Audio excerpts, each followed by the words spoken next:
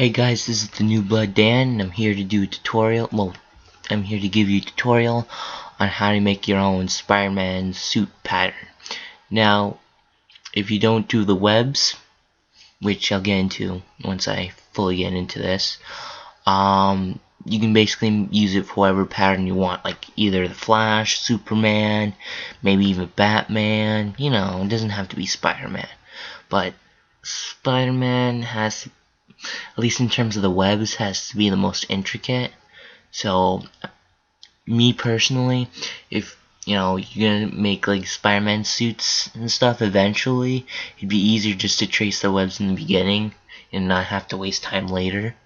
You know what I mean? And you can make sure everything's fits well. So because you can use the webs to kind of help where what part of the piece goes to where, to give you an idea, because a lot of this stuff's kind of tricky and eyeballing it will not help you a lot of the times unless you have really good eyes. So the image I'm using, well, first you need a reference image, and I'm using one from he's called on the RPF forums the Nick Fox, and the reason why I'm using this is because he's given people permission to trace his pattern and save $20, as he says.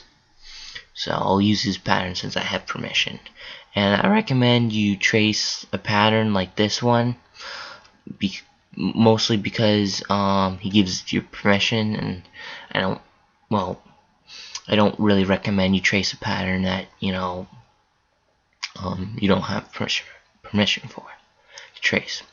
So once you have the pattern, I recommend obviously you're gonna need Photoshop, and all I'm gonna do is increase the size by twice as percent, like 200%, because the image is kind of small, and when you zoom in the webs, it's hard to see where to put the lines and everything.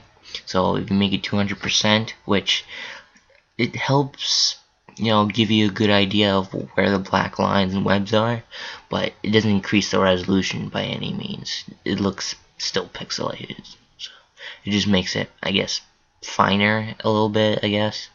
So, and I recommend checking resample by cubic sharper, reduction.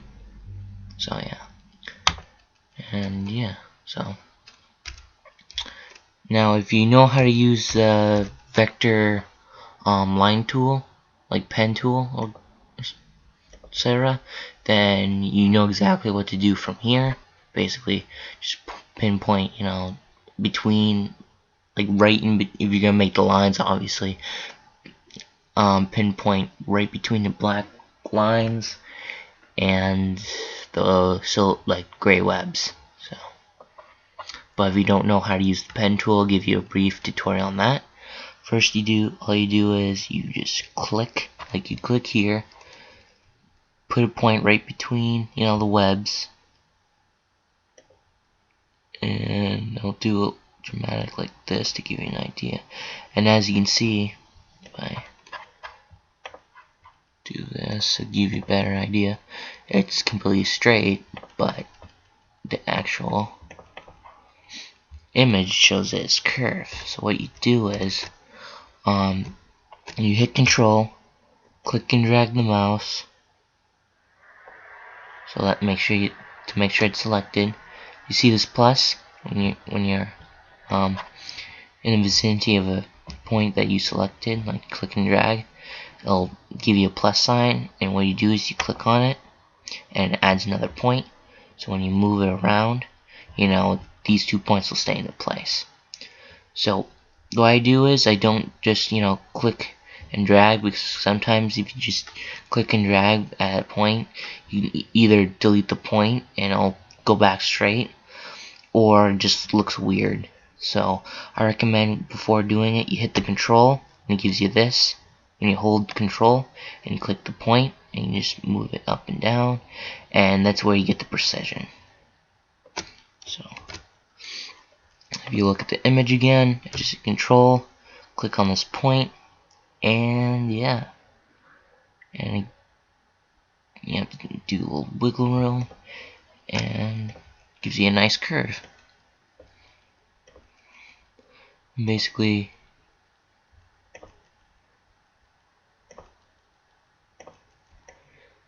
do like so.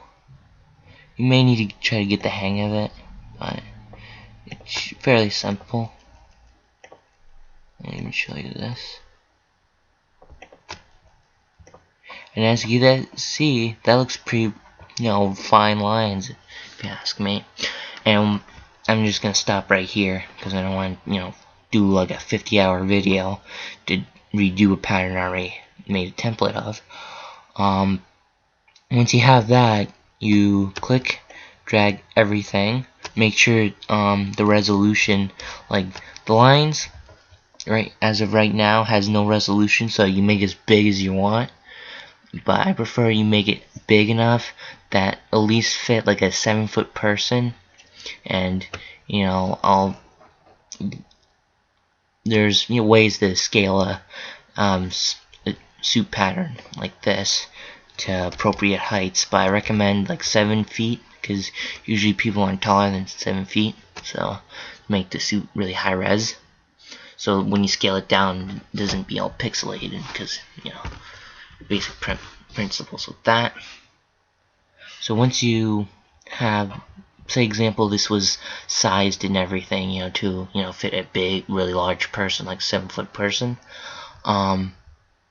Hit the brush tool, hit this, and then wherever you may have to fool around with this to get the right size line, because what we're doing is gonna stroke it everything, and it's gonna be size of what brush size you have. So you may have to fool around, either it might be too thin or too thick. You'll have to experiment with that. And the hardness should be at 100, depending, And once you do that, you hit this again, click, hit control, click drag, make sure you select everything that you want to stroke the lines of. Make sure you select the layer you want to apply the thing, because if you don't select the layer, the option won't appear. Will be, it'll be faded like this. But this part will be faded like these. But if you select the right layer you want, it won't.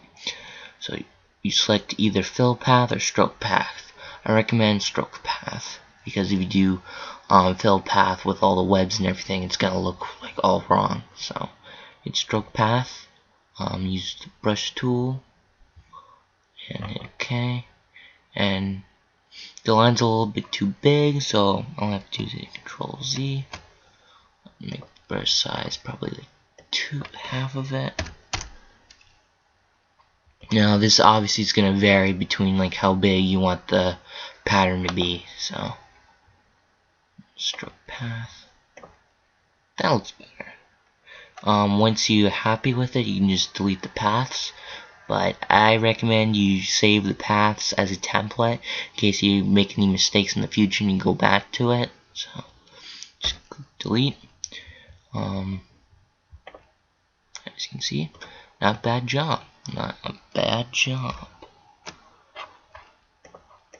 So once you do that, you can basically do whatever you want. And like I said before, just do half. Like, I think I've already repeated myself on this, but if I haven't, I'll just say it to make sure. What I usually do is I just make half of the pattern, like using the vector tools and everything.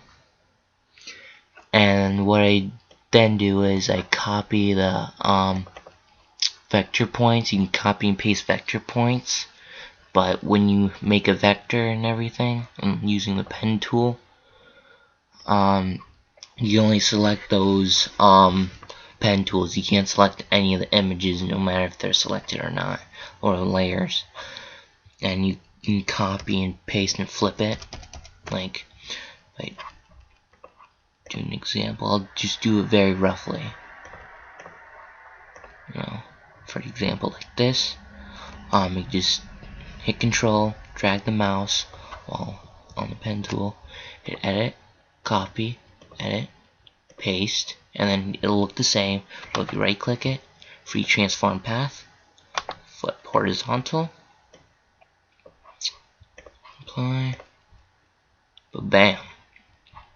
Now, these aren't drawn lines, they're just, vector points. They don't have any resolution yet until you stroke it and then delete the path.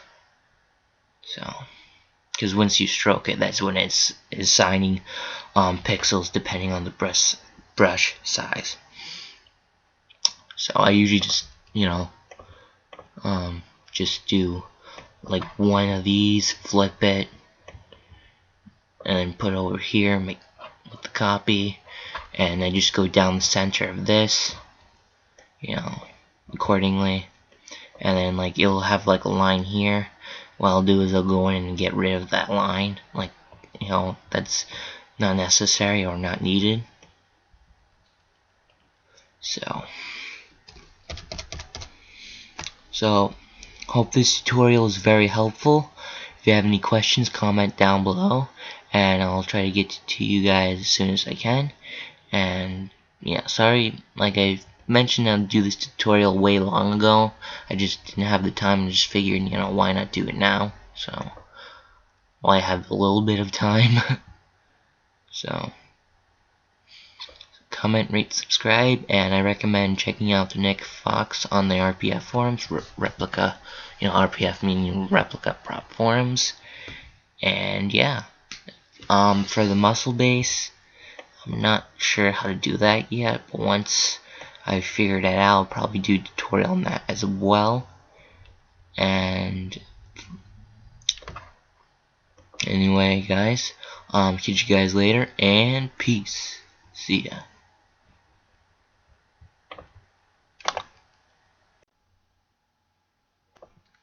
Hello guys, this is the New Blood Dan, here with you another tutorial on how to make a superhero or Spider-Man pattern. And today we're going to talk about texturing. Now there is, the traditional way of, making a texture where you make like, you get a high-res image, which is recommended, because if you get a small res image and try to put it on a big, image file like a soup pattern, it's not going to look right.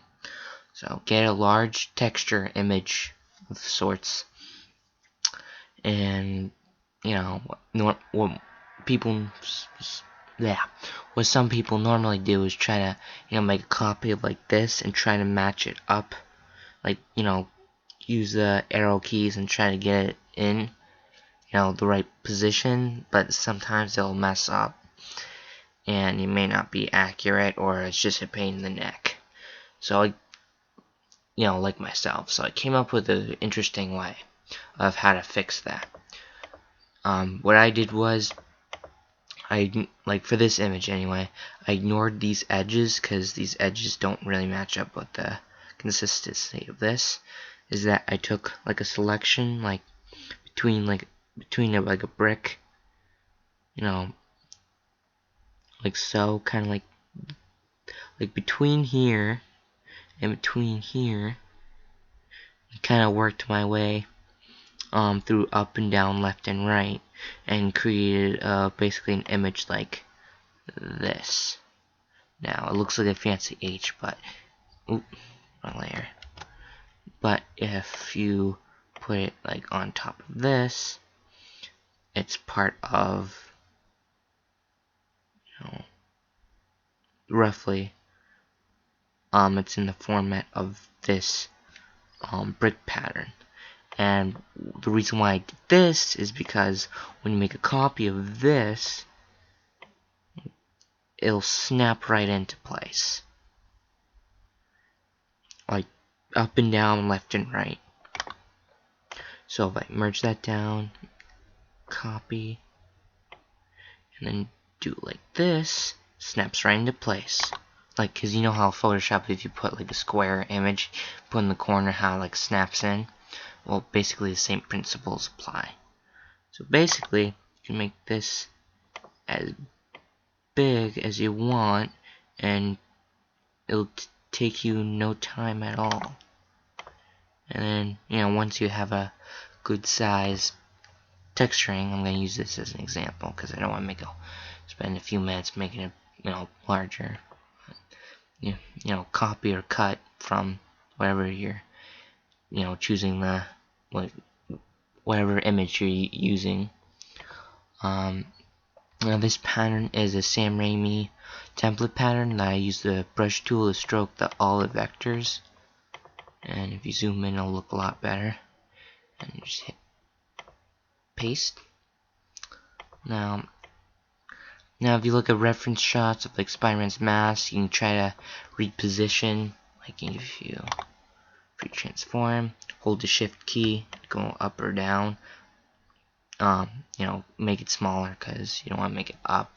Make it larger because otherwise it'll pixelate. But if you try to make it smaller to try to make it movie accurate in terms of the size of the brick pattern or whatever pattern, whatever texturing you're using. Make the image. It's good to have the image larger than if it was too small, and that basically applies to many things with image editing. So like transform, you hold the shift key so everything stays in ratio with itself.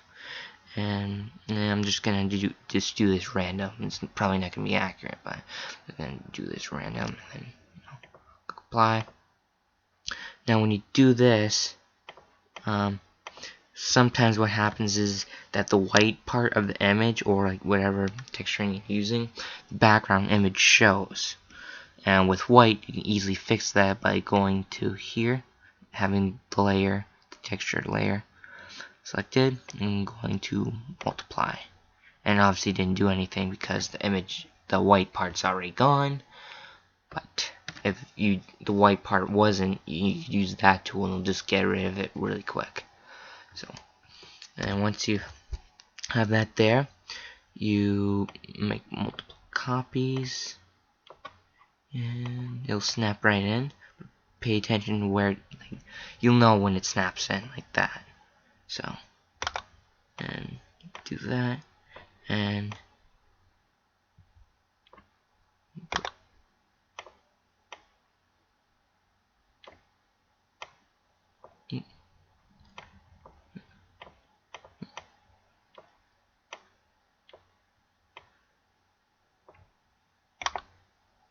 then once you do that, obviously it looks like it's a bit crowded. So what I do is, if this area was all colored and everything, you go to this, and what I usually do is make it 50%.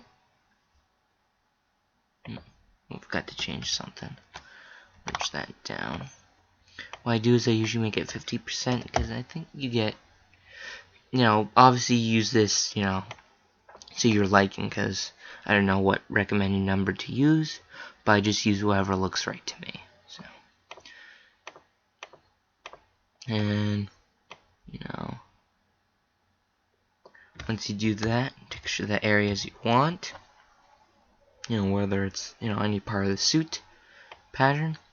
Yeah, so hopefully this tutorial helped you how to figure out how to make texturing a lot easier, and how to not have any problems like what some people encountered when doing this is that when they made a duplicate layer, if I zoom in, that this part, let me try something.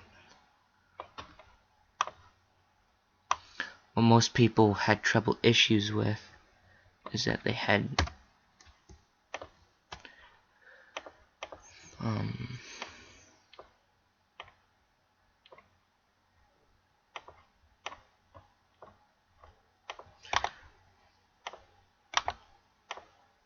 issues where they had problems like this, and they obviously don't want that unless it's like the center of the center of the mask, and it has that based upon reference pictures or the design you want to make. So that's what people have encountered when trying to texture. But yeah, so hopefully this tutorial will help you prevent that, and making the texturing, like multiplying it to the size the whole pattern, a lot quicker and easier. So comment, like, or dislike if you want, and tell me what you guys think, and I'll catch you guys later. Peace.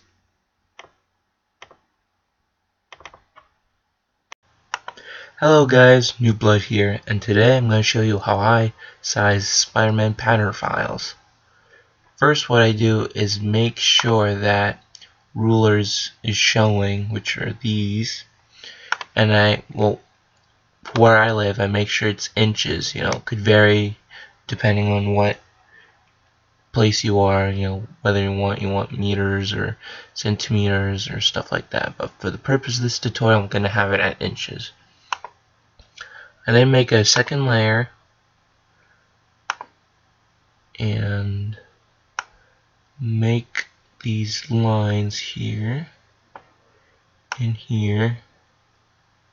And it's important to measure between the eyes and the tip of the belt for the sizes. And since we already made a new layer, using these blue lines will help me snap things into place.